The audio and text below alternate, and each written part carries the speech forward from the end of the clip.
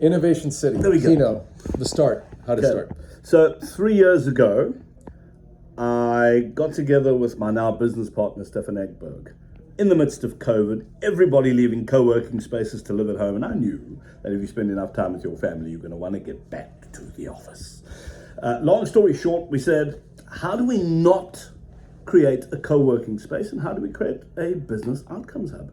And we said, maybe we should just get together a whole lot of corporates, scale-ups, high-growth startups, and maybe some people with money like VCs. And we started phoning around. We already had a big business, a building, a canvas, and the canvas was available because COVID, unfortunately, let a lot of people go, and one had to figure out what to do with the building. The first person to walk through our door was the group CEO of Old Mutual Group, Ian Williamson. And his 30-minute meeting ended up being, I think, 40 minutes, an hour.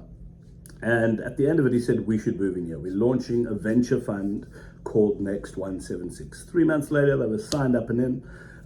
We also phoned up Zach George, old mate of mine, Stanford MBA. I mean, that's not his fault, but Stanford MBA, arrived here 2010, didn't leave, started a fund called Launch Africa. I said, what are you doing? He said, no, I'm sitting at the Ideas Cartel. I said, how are you finding it? Yeah, I'm trying to find boardroom space. I said, why don't you pull in at Innovation City? And as a good Stanford grad, he negotiated us down to bare minimum. Then he moved in.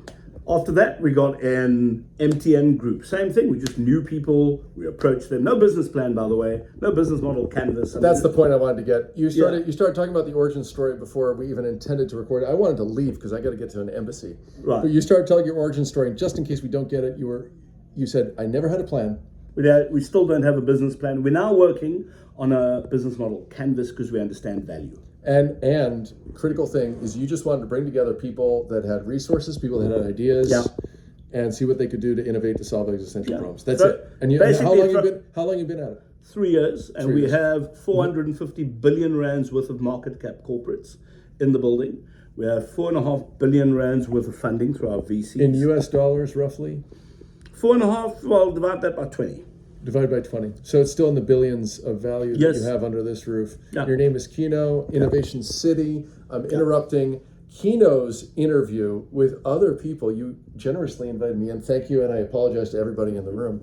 But thank you for telling the origin story. Do you want to mention your channel? Where can people see this program that you're recording? If you go to timeslive.co.za, and so if you Google it, just type in Times Live and then Innovate Africa, and you'll see some of the interviews that we've done, including with the first guy who did the big investment in Spotify, who now lives in Cape Town, started a $200 million fund and is building Africa.